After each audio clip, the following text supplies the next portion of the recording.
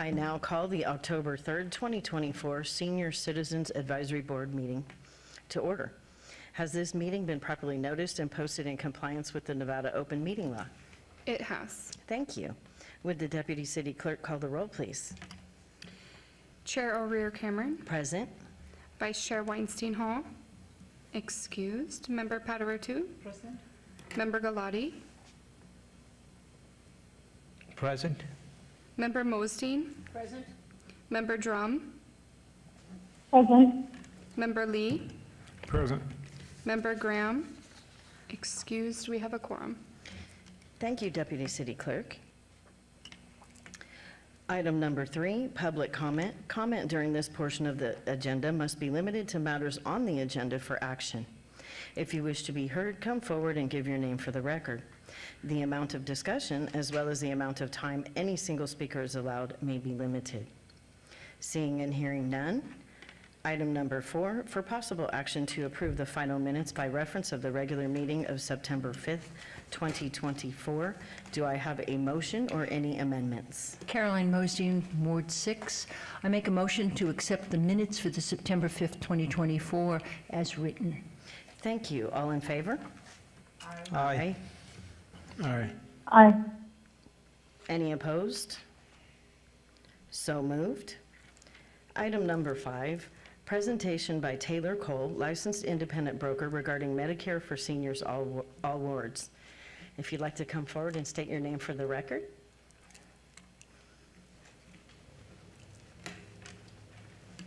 Hi, I'm Taylor Cole. Yeah. So I just wanted to stop in.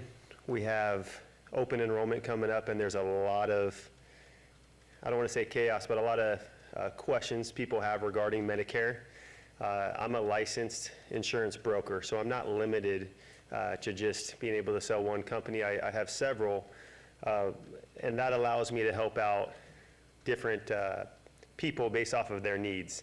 And so some of the major changes that are going on right now are basically a major shift because of the Inflation Reduction Act that has been passed with prescription drug coverage. And so last year, the max out-of-pocket was $8,000 for Medicare. This year, it's $2,000.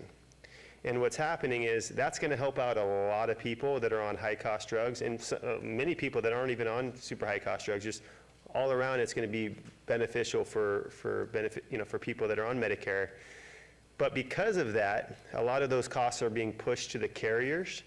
And so a lot of people are seeing that their Medicare Advantage plans, their drug plans, just plans in general, their benefits are changing a little bit, right? Where they may have some benefits in one area this year, they may not have them next year, and so forth. So things are adjusting, and this year there's going to be a lot of changes going on, and I just wanted to come and educate and introduce myself.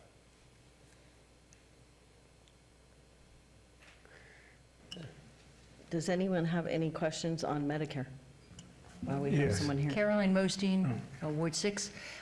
Taylor, can you be a little, I don't expect all detail, but can you be a little more specific to, let's pick one of the areas? Personally, I'm more interested in Medicare with supplement. However, I understand we have a great population that's in advantage. And quite honestly, I see a lot of advertising on television. This is the time of the year. We see it every year. And I know that advertising can be slanted in one direction or another. Sure. And as a licensed agent, I know that you're far more unbiased. Yes. And as such, can you point out some of the pitfalls? Yeah. And I'd appreciate that if. Yeah, one of the Thank you. main ones that I hear as an agent when people call and they're freaking out is, hey, somebody called and said that I should be getting an X amount of dollars for groceries or this or that, right? And why doesn't my plan have that? And every plan is different. I really can't go into too much specific, carrier-specific, plan-specific details, but I can tell you that oftentimes, not every time, but oftentimes, these commercials and things are oftentimes referring to people that are on Medicare and Medicaid specific, and not everybody is in that situation.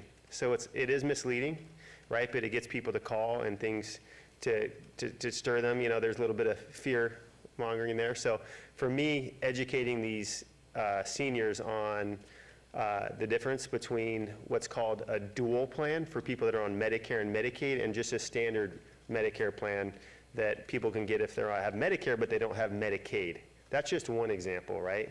Another example, without going into carriers or any too much plan information, is that, you know, there's extra benefits that come along with a lot of these plans, you know, whether it be dental or vision or hearing and so forth. And so when things are adjusting, being added, subtracted, sometimes people freak out.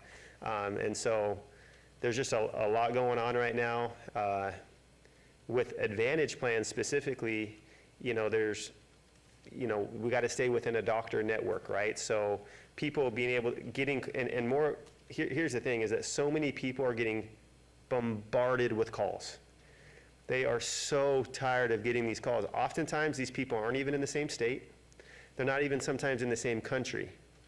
So how is that person going to know all the intricacies of the plans locally here? And so having a local broker or having a local agent to help them, to sit down with them, being willing to meet them at their house is a really huge value there. So I would encourage people that are listening that, you know, that would be something that I would do, is find somebody local that can help understand those local plans. Yeah, Charles Lee, Ward 5. So how does the Advantage plan affect when you travel out of state? Yeah, You know, so some Advantage plans, you know, do have benefits outside of the state, whether it be a PPO or some even HMO plans have that benefit. Not all of them, again, we need to look at them, right? So, but a lot of people that are on HMO plans, they worry about that out-of-state coverage. Well, what happens if something happens? And oftentimes that emergency care is covered. And so in case of an emergency or situation like that, they'll be fine because the Medicare Advantage plan will cover that. But every plan is kind of set up different, and so it's really important to talk to your local agent and make sure you ask them with their plan specific how that works. You said there are going to be, that there are major changes. I was just wondering whether that will be communicated by the different companies Yeah. To the customers, and would it be, what do you think? Did you get a lot of feedback saying, I don't understand what's going on, or is it something that the general public can accept and understand what's going on? Yeah, so every carrier is, by law, they have to send out an annual notice of change. They call it the ANOC forms. And so each year, around this time, people get those ANOC letters in the mail that say, okay, you're on Plan A, well, here's the change. It changes to Plan A for, that's just a hypothetical name, you know, for 2025. These are the differences from 2024 to 2025. And so that helps them with that. But some people, of course, they don't check the mail all the time, or they don't get it, or so forth. And so for me, if I see some plans get discontinued, so, you know, those people that are, let's just say they're on Advantage plans, they'll go back to, you know, it'll be kicked off their plan sometimes. And so it's important, again, to have somebody that knows the changes locally so that that doesn't happen, so that they can be proactive, an agent can be proactive to reach out to that person. A follow-up question. Now, if the person decides to come to your agency, would there be a charge, or how does that operate? Yeah, so for me, or for the way it works is that, you know, no, there is not. We get paid by the carriers, okay? So that's set up that way because we don't want to steer towards a specific plan that's not in the best interest of the person. And so the way the whole system's set up is that, no, we get paid by them, and the rates are pretty set, you know, as far as that goes. And so, yeah, they don't have to worry about, hey, I'm setting up an appointment with Taylor, for example.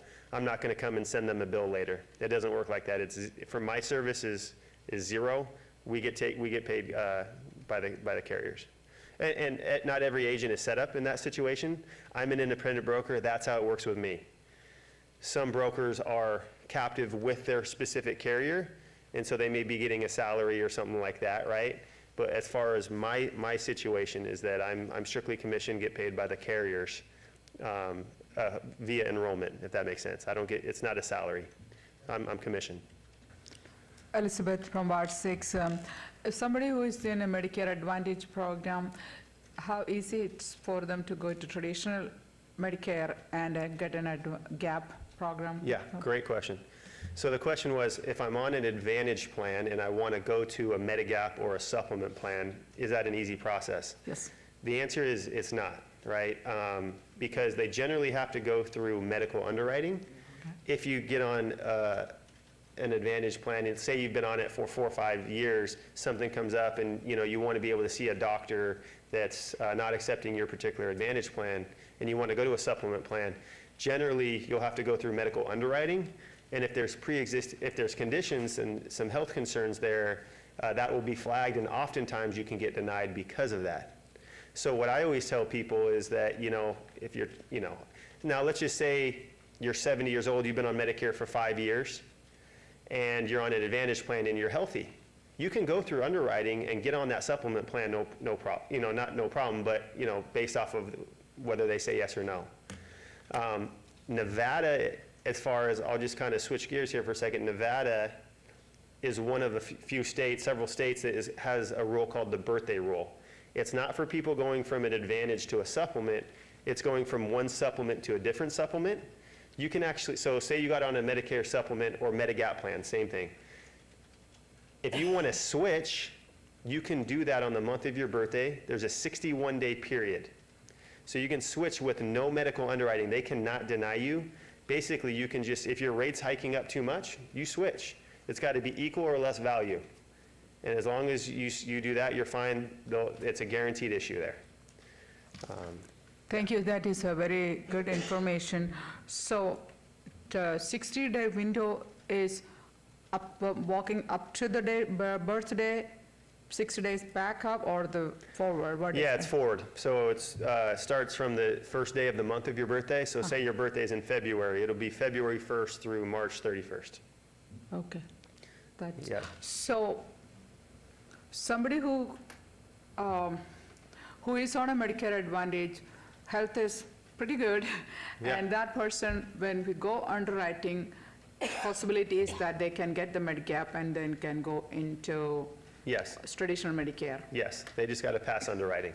Thank you so much. And I need to get further clarification on this part, but I need to check. I just want to be clear about this, but I think even within the first year of someone being on an Advantage plan, if they switch within that first year, it's like a trial period, and they can still get onto that Medigap. But I would need to double check that just to make sure. Thank you, that was very informative. Caroline Mosdeen, Ward 6. 2 questions. One is a follow-up is, how long does that underwriting process take? If someone was interested in that, is that a long process so they might miss out on something? Generally not, no. That's why we try to not do applications like the last day of the month if we're trying to get an effective day the next day, because it takes time. It's got to go to CMS, which is Center for Medicare and Medicaid Services, to get approval and stuff like that, as far as like prescription drug plans and all that. But to back up, the answer is no. It should just take a few days, 3-4 days, but it could take longer, You just never know, because it's all based off of, these carriers doing that underwriting. Okay, so basically, we should let our seniors know that let's not wait till the end here, and Exactly. do that, be proactive. And again, if you're going from, then that's going from Advantage to Medicare and traditional with Gap. Yes. But going the other way is no problem at all? The other way is no problem. Usually it's best to do during like an open enrollment period, because you got to realize when people get on a supplement plan or Medigap plan like we've been talking about, they have a prescription drug plan with it as well. It's a standalone prescription drug plan, okay? So if you, get off of that, you can't have both a prescription drug plan, standalone prescription, and a Medicare Advantage at the same time. So we usually like to coincide it with an open enrollment type period so that you can switch your prescription drug plan at the same time. I see. It's Yeah. good information. The second question I have, you may or may not be able to answer. It really has to do with funding, and I don't know how much you know about government funding, but all the plans are increasing, and as you said before, some of them quite substantially. I was just wondering if you had any idea whether one has to fund the other. In other words, are they run separately so that that Advantage, they're taking care of all their members, their fees, and all of that, as opposed to traditional? Yeah. Or all these funds thrown together by the government, and if more people want Advantage, then those in supplemental gap programs are picking up some of that. But again, it might not be, Yeah. it might be not in your pay grade to answer that Yeah, no, question. exactly. The answer is, I don't know exactly, but I can tell you this much. You know, people, in order to have an Advantage plan or a supplement plan, either one of those, you can't have both, you have one or the other, generally, they got to have Parts A and Parts B. And Part B of Medicare has a premium associated with it. Most people this year pay about $174, could be more based off of your income. So that's all going into a big pot. Now, when you have a supplement plan or a Medigap plan, people get confused with the difference. You're just having original Medicare Part A and B, which, to keep things simple, is about 80% coverage, and you're supplementing it with you're still keeping original Medicare, you're just supplementing original Medicare. With an Advantage plan, that company is taking over kind of the whole thing, and so now they have the ability to deny things that maybe original Medicare wouldn't. So you know, original Medicare, just some people like that freedom that they get with just original Medicare compared to an Advantage plan, because there's a little bit more red tape on the, I don't want to say red tape, but there's a little bit more hoops to jump over or get through on the Advantage side. But I will say this too, when people turn 65, they have a six-month window to be able, from their Part B date, to be able to, basically at 65 or whenever their Part B starts, they can get on a Medicare supplement plan with no medical underwriting. So if somebody's sick, maybe they have a whole bunch of doctors, you know, that would be the time to do it, is when they first get on Medicare, because when you first get on Medicare, there's no underwriting at that point. Okay, I appreciate the answer to that and the clarification, and I think it's good for really all of us. But the basic question that I had, and as I say, it might not be one that you have an answer to, is actually the funding of the programs, The funding, the yeah. governmental funding of the programs, because it seems like more and more and more people are almost pushed between the advertising, between the this and the that and that, oh, it's great, towards Advantage. And I'm wondering if that is a governmental thing, or if that is just the companies that are dealing with it, or if it's a smart thing for lots of people, because I'm sure it is. Yeah. So I was just wondering if the pool of people who are on traditional Medicare, with or without a supplement, because it's not required, if they are if their fees are going up so that it's funding Advantage with all these little perks that are coming out.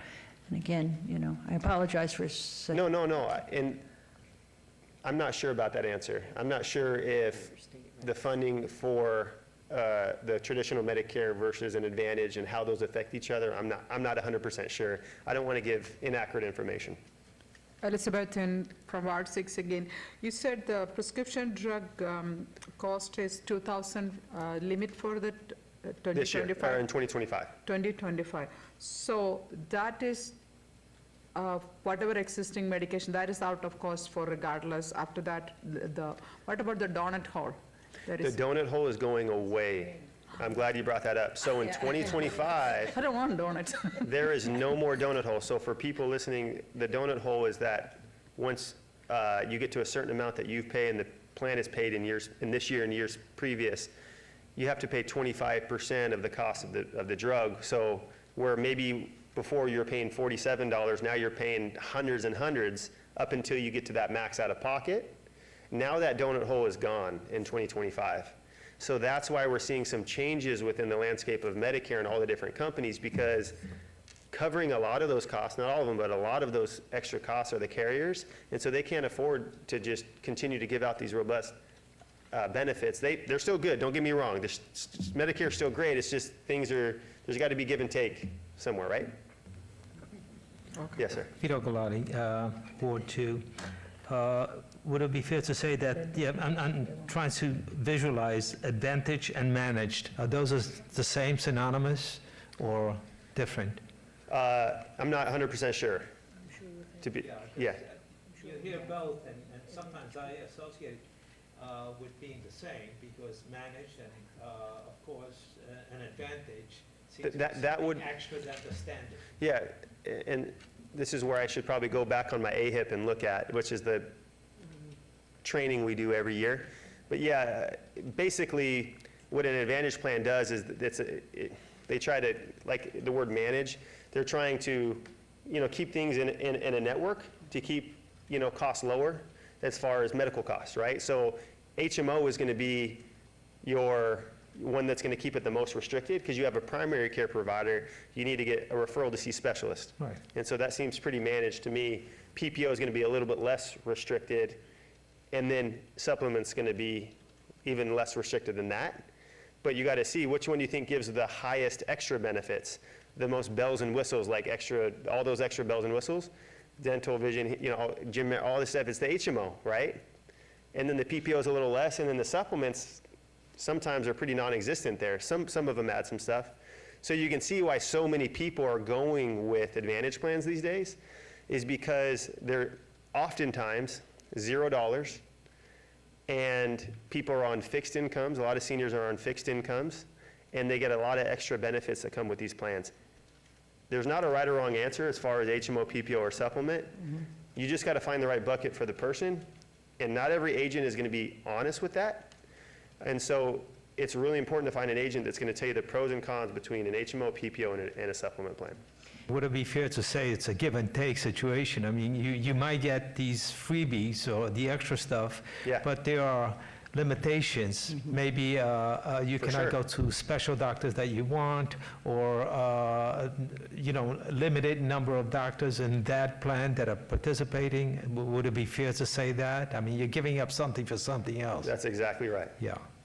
And I just want to interject, Deanna Rear-Cameron, to your question, Vito, it depends on where the context of managed is being used, because managed can be a synonym, if you will, for the Advantage, but it could be that they're talking about a managed care organization, an MCO, which we do have some of those. So it really depends on the context of where you're seeing the word managed.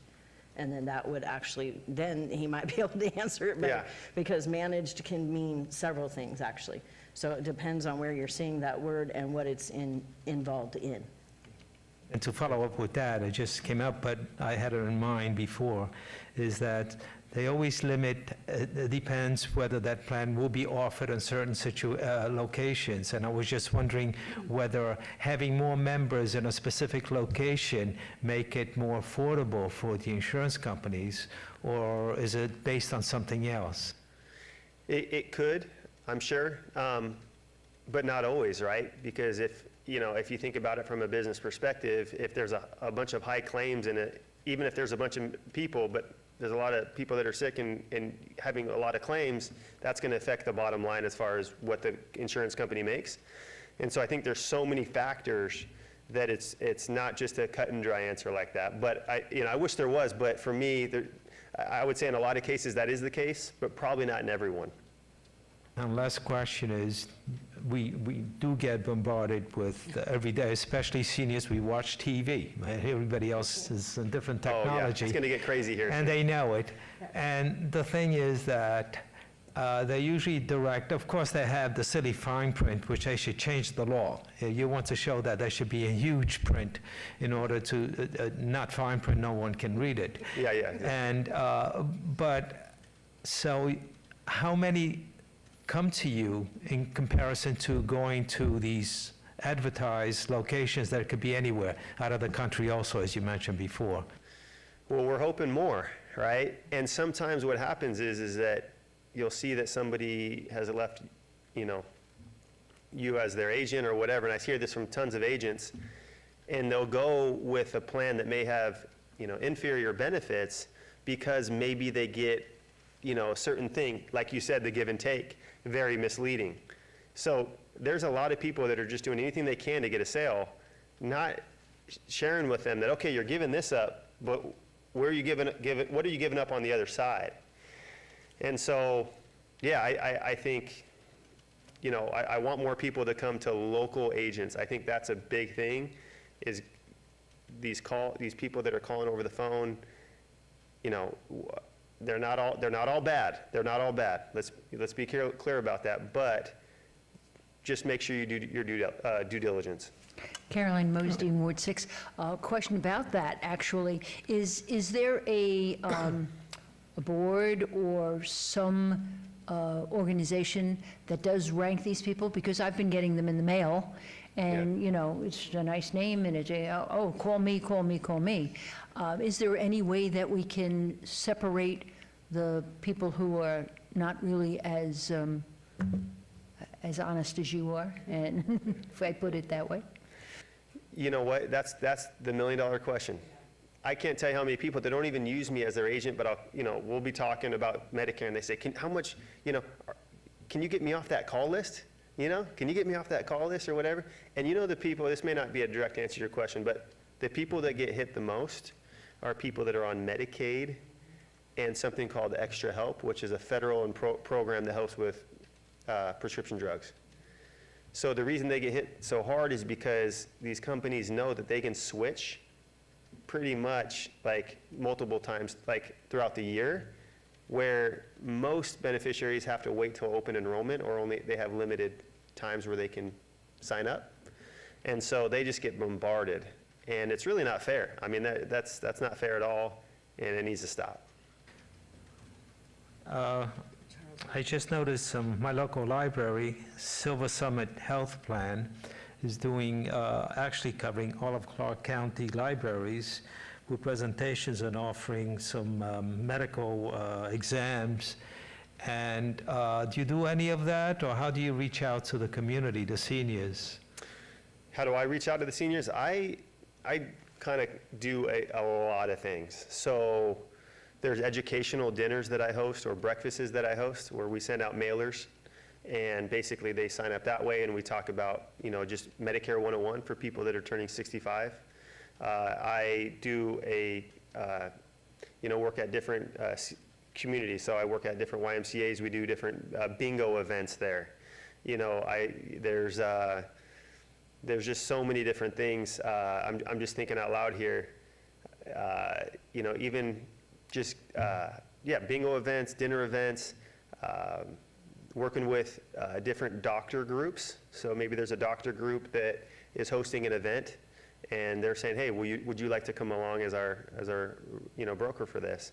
And so co-oping with different people that way is really important. Okay, Charles Lee, Ward 5. I've noticed most of the ads on TV are from the Advantage plans. Yes. Do original Medicare advertise? A little bit. You don't see it nearly as much, though, do you? Right, You see, yeah.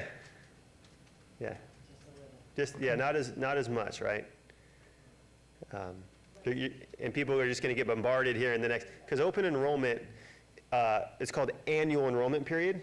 It starts October 15th and ends December 7th. So agents now, starting October 1st, are able to talk about plan benefits and stuff. We couldn't before. We couldn't talk about 2025's plans. So we can in more of a individual setting, or as long as we go through the proper channels to do that. There's a lot of compliance when it comes to Medicare, as you can tell. But anybody that enrolls in a different plan from October 15th to December 7th, their plan will start January 1st. But you got to realize January, February, and March is another open enrollment period for anybody that's like, you know what, I don't love this new plan, or I didn't change during AEP, which is annual enrollment. January, February, March, it's called open enrollment. If it's Medicare Advantage to a different Medicare Advantage, you can make a switch for the first of the following month. So you do it in January, it'll be February 1st. If you do it in February, once you get past March, you got to wait till the next one. So I think that's good, because it allows people some outs if they're not happy, right? That's very good. Yeah. I do have, you just answered one of my questions, the dates, because I think it's good to get that on record for everyone. And then also, I love that you brought up that the agents aren't telling them what they're going to be missing, what they're giving up. I think that this is the most important thing we can get out if we're talking to anyone based on the information we're hearing, is have them ask. All seniors, ask, what will I be giving up? Because you're going to see the shiny objects with these Advantage plans. You're going to see events popping up everywhere. You're going to see it on your TV. You're going to hear it from the neighbor. It's going to be everywhere, trust me, by October 15th. So make sure we're telling everyone of the Medicare age that they definitely need to ask, not just what can they get in the different plans, but ask also, you know, what they're giving up, and ask if their doctor is still going to be in that plan, if they have a favorite doctor, because a lot of times I've seen agents skip over that, you know, and that's very important, because losing your doctor can be a real shock, because you're starting from scratch again, and that's not fun. I've had to do that when my doctor retired, and I'm still looking for a good primary, still, and it's been 10 years. I mean, yeah, I'm hopping around with each plan, you know, and it's not fun. So those are things, and then your prescriptions.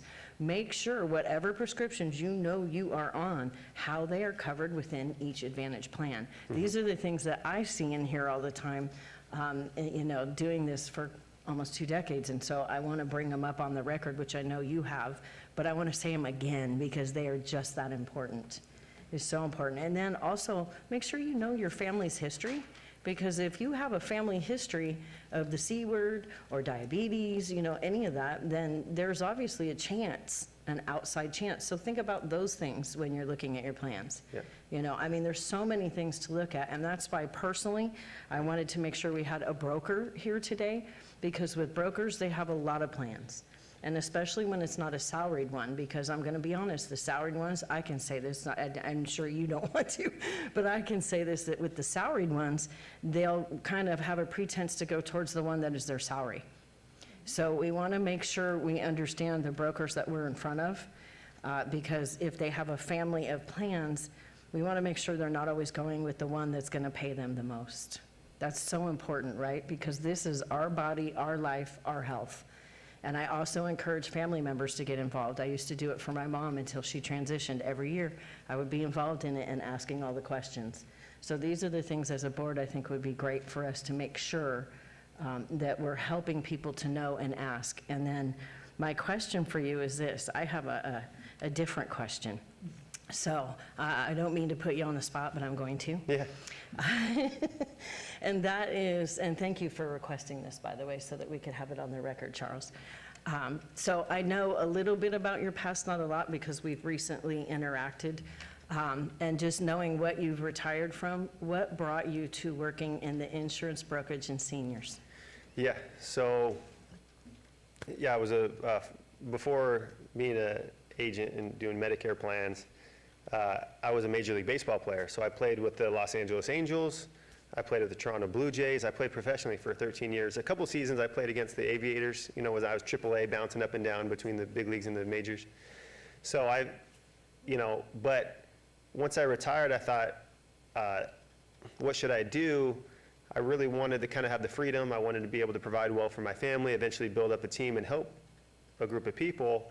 And my mentor, Daryl Hutchings, told me about what he did. And he'd been in lots of different industries. And he said, you know, I just really love what I'm doing here, you know, and if you're going to do it, this is where I would go. And so something resonated with his statement. And it just was like, that was where I was pushed to go. And it's been great. It's been a great new career. I've loved it. People always ask, you miss baseball? I dealt with a lot of injuries. I'm kind of happy to not have to worry about those so much. Mentally, it's my new thing. And so I'm sure that day will come, but it's only been, 2.5 years? I love what I'm doing now, so yeah, I appreciate that question, though. Yeah, I had never asked you that before, and I thought perfect to just put it on the record, right? So Yeah. I'm glad I didn't put you on the spot. No, it's great. I love those. It's just very important, I think, when we're dealing with seniors, and I thank you for serving seniors. And then, does anyone have any other questions before I move forward? If you could just state how someone could contact you, whether the board or listening, that would be great. Yeah, so again, it's Taylor Cole. My phone number is 702-499-3740, 702-499-3740. or they can email me at taycole8@gmail.com. That's TAYCOLE, the number 8@gmail.com. Would love to help you guys out. Perfect. And then one last question.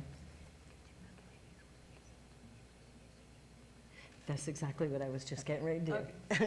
Great minds think alike. Yeah. The last question I have for you is, would you be open, we each represent a different ward here in the city, and I was wondering if you would be open to doing events, which I know we've talked a little bit about this too, with our senior centers in the city. Absolutely. Okay, perfect. Absolutely.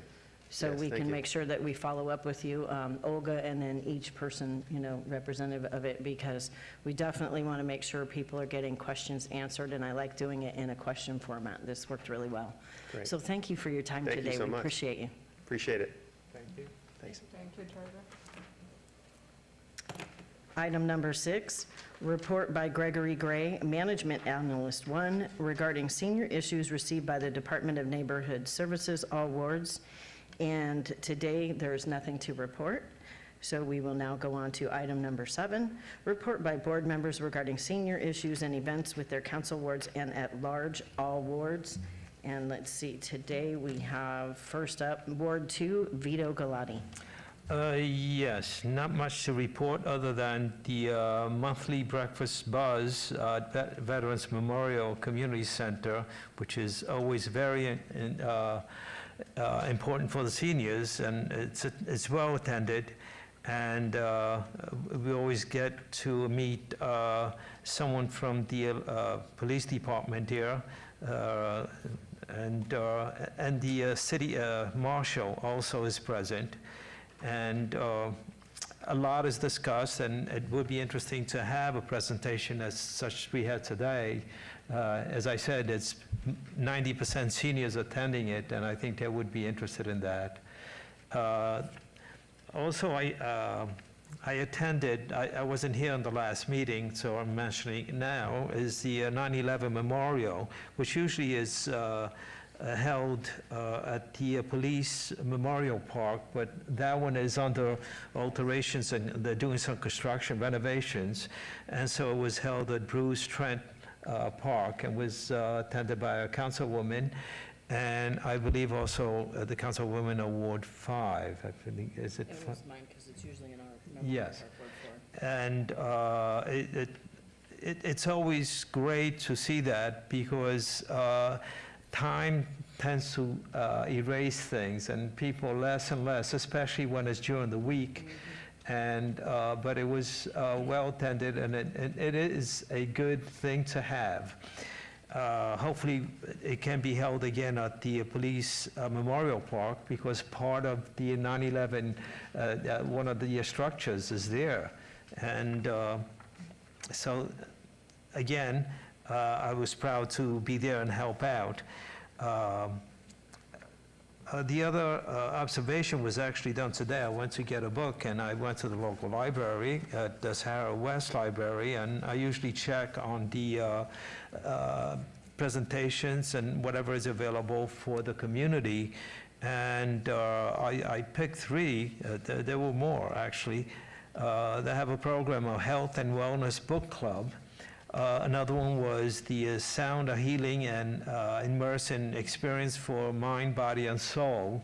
These are all free, and of course they had the pop-up clinic, which I inquired as far as an insurance company, but they were doing free exams. Whatever it is, it's serving the community, and I think it's the community, the library, and I'm sure all the local libraries, a good service, especially to the young and the elderly, the seniors.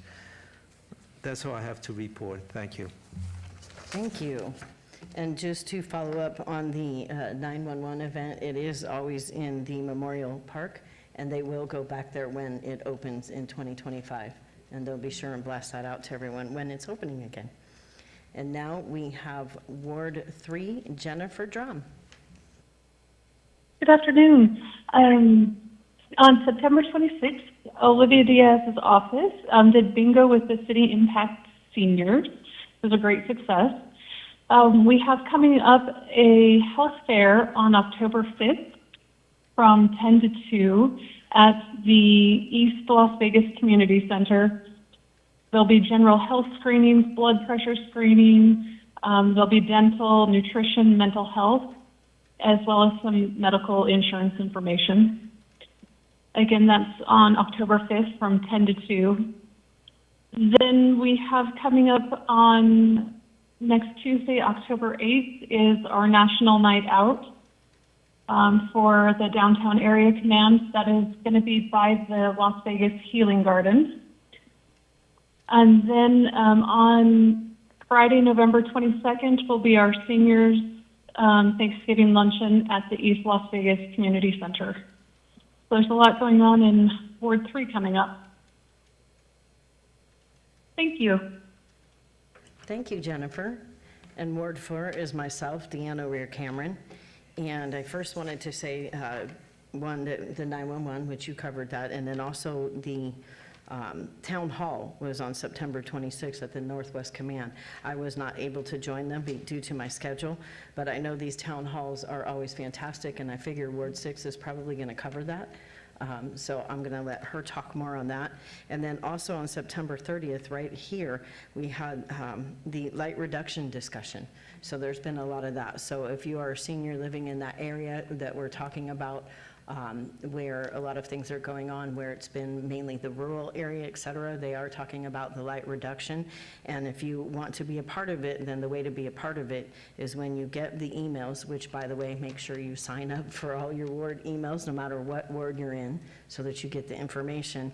You can attend those meetings, or you can even email your councilperson's office, our councilperson, Ward 4, to let them know your thoughts. That would be fantastic.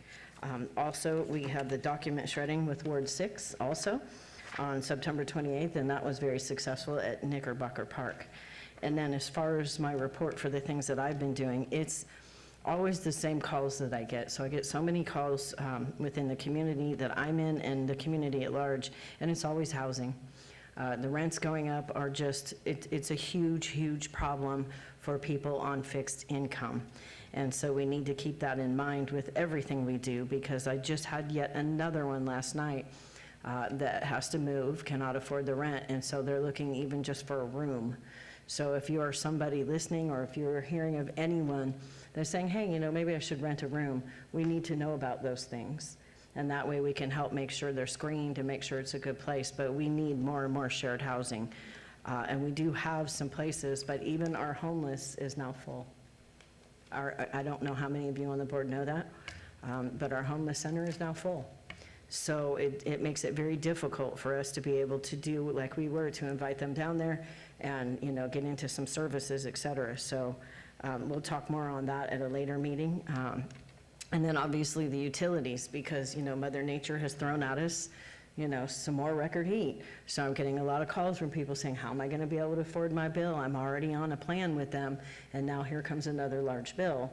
And I always just tell them to call their utilities and see if they can rework their plan, because they can do that. And if you don't hear from the first one saying, yes, we can do that, I would ask for somebody else, ask for a manager, because you're on a fixed income and you are a senior, you're more likely to have them work with you on that. The isolation, just got another call yesterday. Seems like they come in so heavily before I'm here. With one where they're on palliative care now, which is hospice, and we had a speaker on that not too long ago. And so this person is not getting out, the husband's not getting out very much. And so she was looking at activities they can do that won't be too straining. And I thought it was very wonderful that the wife is mindful that he's not getting out, and being sedentary is not helping his lungs at all, which he's being told by the nurse.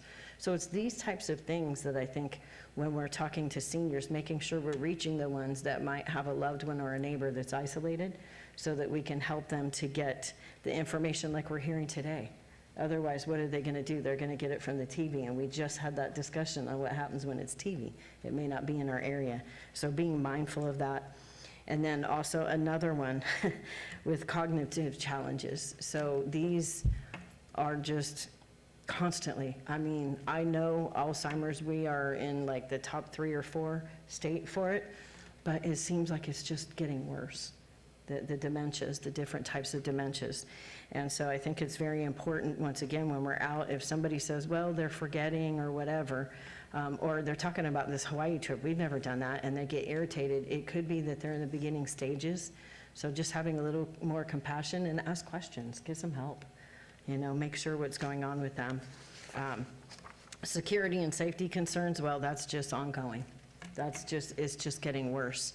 It's worse and worse. Just even where I live, right there in Ward 4, I can't tell you how many of the homeless come over our wall.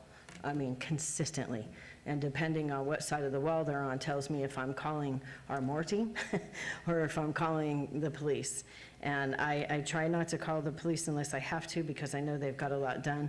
But please, any ward residents, if you're having security and safety concerns, make sure that you either are reaching out to our MORE team or that you are reaching out to Metro. Use the 311 and let them know, unless they're doing something that is an emergency. If you see a weapon, something like that. Veterans are always needing services. I just had another one come through where they were needing some in-home care. And so that can be through aid and attendance depending on their situation. So you always want to reach out to the VA when you have that.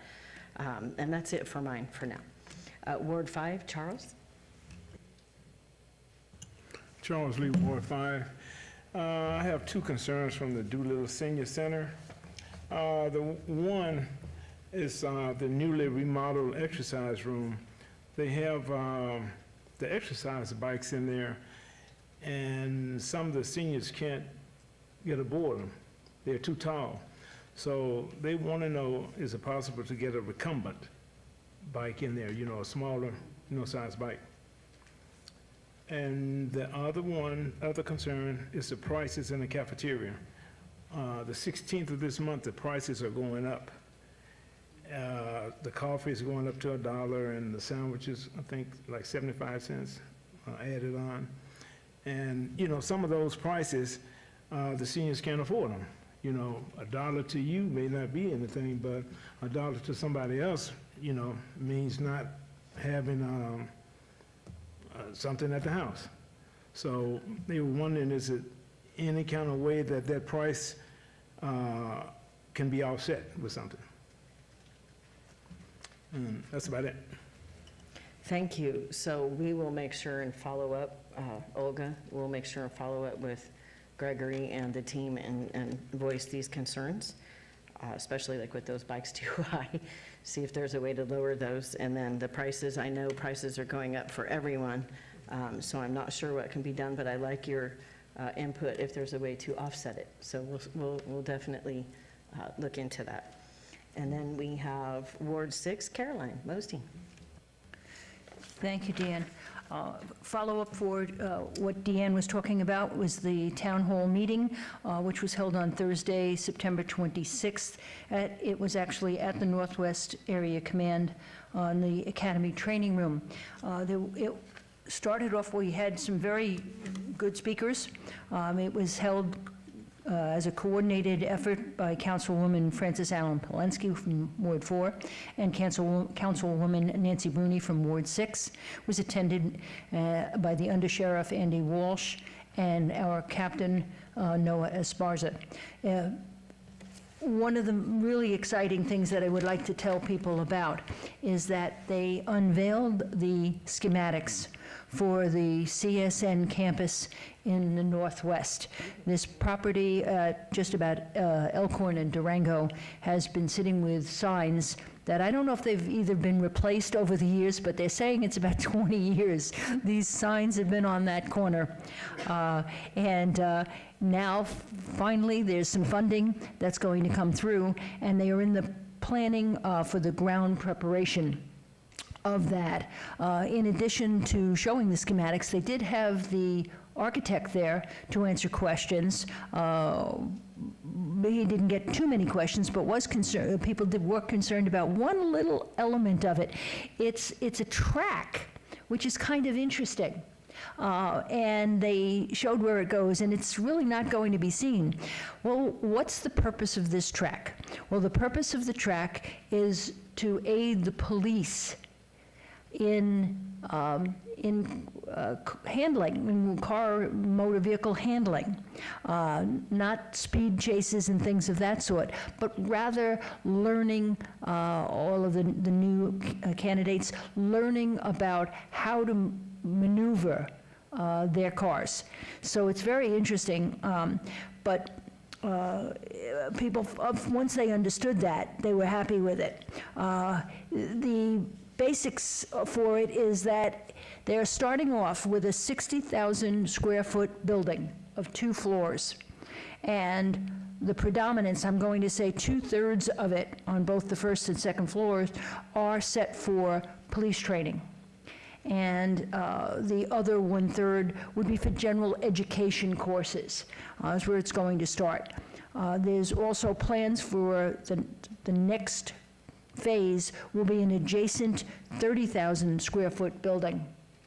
Should be right on that same lot. Right now, it'll be a parking lot, but they will be planning for that. So that was kind of interesting. And just back to the track, right now, the police are using the Las Vegas Motor Speedway to do some of this. And they go, well, you know, everybody keeps thinking we're just learning how to speed and how to do all kinds of things. And they go, no, it's not really for that. It's not intended for that.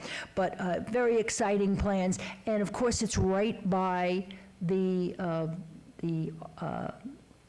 parking for the bus, the RTC parking. So it is in a wonderful, wonderful location, and they are looking forward to the next couple of years as that builds up and they start taking in candidates for these programs. A little bit of back, on September 14th, there was a cleanup of painting and gardens and mulching at the Floyd Lamb location, and it was tied in with a little more for the 9/11. There was a 9/11 ceremony, small ceremony, and the planting of about planting, I shouldn't say planting, not that they grow, but I guess the flags were put in the ground, small flags, about 200 flags were put in. This was very, very well attended as a program, and one of the wonderful things about it is there were tremendous number of families. This was a real family event. I went and I was assigned putting mulch in wheelbarrows. But let me just tell you, it was well organized. We had rest time while the wheelbarrows went away, and then when they came back, it was our turn. So it was very, very good. And then the flag portion was very nice, and there were some treats and things of that sort there. So again, it was a nice way to have the 9/11 memorial. Looking forward, there are 3 things that I'd like to mention. The first one is out of the Northwest Ward 6 YMCA.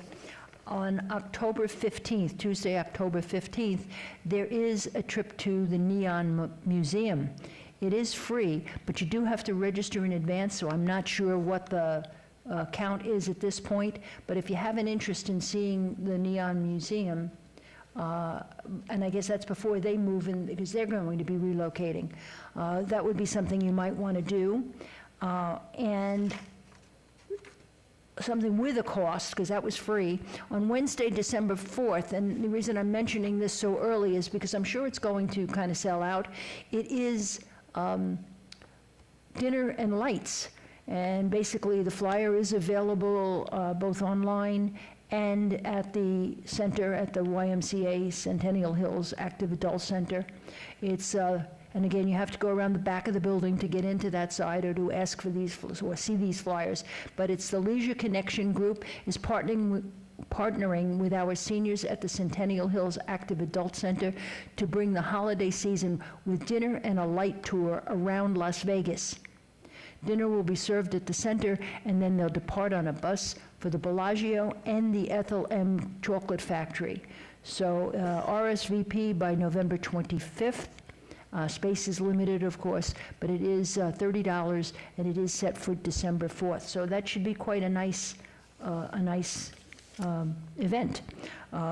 Little closer in, and an event that I'm really proud of because I've been working with our councilwoman on this, and Elizabeth as well, is a fraud presentation. Actually, we're going to have two. Elizabeth and I attended a fraud presentation by Mark Evans from the police department a couple months ago, and we thought it was an excellent program, and we wanted to find out how we could get that local, right to our location. In the meantime, in the interim, Councilwoman Bruni had attended a presentation by the FBI. So what we did was contact both and try to set up a program. We've decided to set one for families and one for seniors because they will be skewed a little bit differently. They will both be held at the YMCA on North Buffalo. The one for families is going to be on October 16th, and the one for seniors on October 23rd. The one for seniors, our hope is that we have some computer literate assistance from Just Serve to assist some of the seniors. We're going to ask them to bring their phones or tablets or whatever, and some of the important information that has been given out, such as how to, or the fact that you should really lock your credit and things of that sort. Most people get home and they don't realize how to do it. You know, it was nice when it was up on a slide, but what do I do now that I'm home? I know I should, but I don't know how. So we're going to ask Just Serve volunteers to assist at the end of that meeting and see if we can get some of the seniors, even if it's just a few, we can get some of the seniors up and running on some of these fraud protection programs. Please remember that that is open to all wards.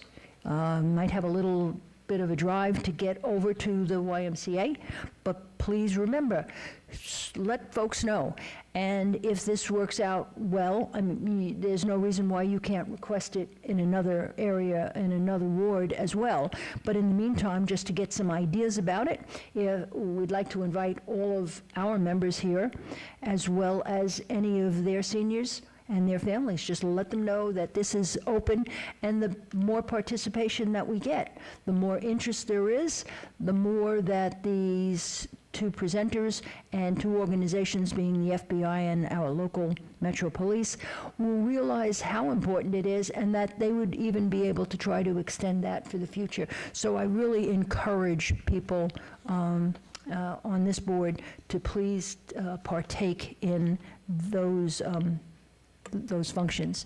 And that's pretty much all I have for this time. Thank you. I just want to, if I may, just hijack right on your time, actually. You mentioned about the credit lock. I just experienced a situation where I received a letter and our credit was exposed, social security numbers, address, and everything. And it came from a medical source, so it had to be one of the doctors' database that use large database into large corporations. And of course, I was able to do it, lock all my credit right away, before I even received that letter, because I received messages from my own source indicating that my social security number had been exposed this year.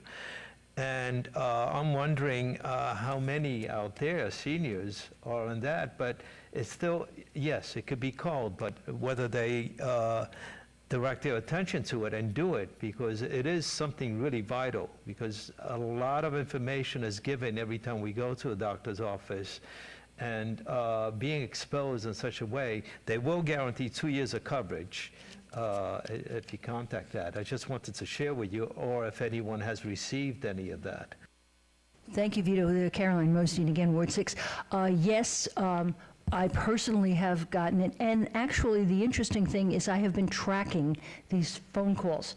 I get phone calls, and you're going to laugh at this, but I get as many as 30 phone calls in a day, and trying to tell me, oh, you were at this doctor, and there's no charge for you, but we'll get you braces, we'll get you a back brace, a knee brace, an elbow brace, and I'm going, those are not things I need. Oh, they'll come right to your house, and there's no charge to you. So there is a lot of that going around. And as I said, I have been tracking these and watching them come from all over the country, some of these phone calls. A reminder to people that there are actually 4, we always think of three credit bureaus, but there's actually a 4th one. I'd have to look up the name for the moment, but we'll be talking about that. But there are actually 4. The basics on those are no charge. I have heard from people, oh, I went to sign up for that and it's $30 a month. And I go, no. There are premium plans that if you choose to, you can pay. You can do that. There's optionals. But there are free packages, which are quite sufficient. And I know when I bought a car, they said, oh, we need to see your credit, et cetera, et cetera. I said, I have to unlock that. I was able to unlock it for 24 hours. They could look, I could get my car, and the next thing, it went back to the lock procedure.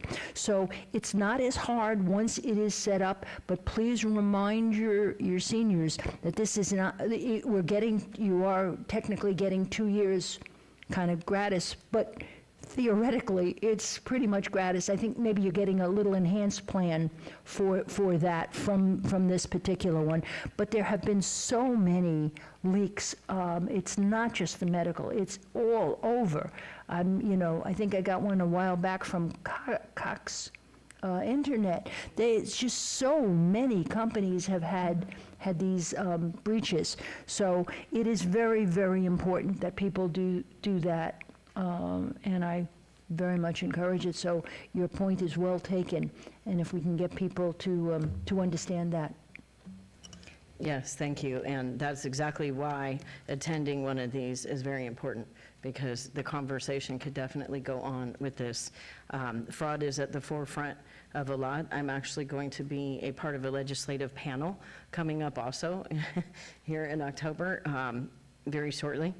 And that's one of the questions that I'm going to be addressing, because of the fact that we're trying to figure out how it can get together, and that is exactly how, by making sure we communicate it. And the only question I have for you before we move on is, do you have a time for the 16th and the 23rd? I actually do. I just had to look that up, and I apologize for not giving it out early. On the 16th for the families, it's from 9 to 11 a.m. That's a Wednesday, 9 to 11 a.m. We originally were trying to get that on a Saturday for families, but this is what I was given. And on the 23rd, which is another Wednesday, the following Wednesday, is 11 to 1 for seniors. Okay. And it's really funny because the seniors at the YMCA, they like morning things, and I go, oh, this is backwards. But there is a. Councilwoman Bruni has set up, for this Friday, has set up a conference call. So a few of us will be on this conference call, and I don't know if that'll come up to make a change. So for the moment, those are, I don't want to say tentative dates, dates and times. Those are the dates and times. But then again, there may be some minor change. So please stay in touch. We will have more information out there. But please stay in touch. But those are the dates that we have for now. Perfect, thank you. You're welcome. And now we have Ward 6, Elizabeth. Elizabeth Paterator from Ward 6. I really do not have much to say, except we're talking about senior safety. Helping Hands of Nevada is still providing the Ring cameras for the seniors who owns a home. And free of charge, they'll come and install it, and we don't have to pay a dime. And that is really, it's also, then there is the Ring community, which is communicating with you. They have, I don't know how they're assigning the community, but people are telling, hey, watch out, this is happening in my neighborhood, so-and-so came and did this. So we are on alert, so that will be something the seniors, especially who is living alone, will be able to be benefited out of that. And the seniors, the Helping Hands of Southern Nevada also have a lot of program Their maintenance people will come and take care of you. They will deliver food to your home. So people who is thinking, oh, I can't afford, they had to just, all they had to do is sign up or pick up the phone and call them. They deliver the food to your home. You can just pick, like you going for a shopping at a grocery store, hey, I want meat, I want beans, or whatever, they will deliver to your home. So people don't have to be hungry. And, don't have to live with a broken equipment or something in the home. They will do that. That is all I have to say. Thank you. Caroline Mosdine, Ward 6, also. As I said earlier, Elizabeth and it was only through the grace of Elizabeth that I found out about the Helping Hands in person, and actually they did install a camera for my front door. I had a broken one. I was on Ring, and I had a broken one, and they said, oh, no problem at all, we'll be happy to come in and do that, and they did an excellent job, I mean, more than an excellent job. Their workers are screened. It was a marvelous, marvelous organization. They will take donations also for those of us that have a little more means. I'm just so impressed with this organization. The two organizations I have to admit that I've been very impressed with, well, actually three, because I have to do aging in place for Deanne's organization. Talk about exceptional, that is, but the Helping Hands of Nevada, as well as Just Serve. These are three phenomenal resources. If you don't have anything else on pinned onto your bulletin board, put those three down, because they are the best places to start, and the best places to get information, and the best places to get service and assistance. So there is a tremendous amount out there from those three. And then after that, we can expand that more and more every month. But in the meantime, please make sure you get those three out there. Thank you. Just quickly, because I know I don't want to lose quorum, there are some that need to leave. So Ring, what she was talking about, you can sign up to get those notifications in your neighborhood. So those that don't want that, because they don't want people seeing things and whatever have you, Ring has some really great programs. So if you do get that, make sure you look into their programs. And let's see, item number 8, discussion for possible action regarding next steps and future meeting topics of the Senior Citizens Advisory Board awards. I know we have a running list, and we've been bringing in speakers to help us with that. And if there's anything else that you can think of that has not already been brought up for our list that Gregory is working on. We're slowly getting to the list of them. It takes time, right? Okay. Item number 9, citizens' participation. Public comment during this portion of the agenda must be limited to matters within the jurisdiction of the board. No subject may be acted upon by the board unless that subject is on the agenda and is scheduled for action. If you wish to be heard, come forward and give your name for the record. The amount of discussion on any single subject, as well as the amount of time any single speaker is allowed, may be limited. Seeing and hearing none. Our next Senior Citizens Advisory Board meeting is on November 7th, 2024, 1 p.m. right here at City Hall. Be sure and mark your calendars, and we are now adjourned.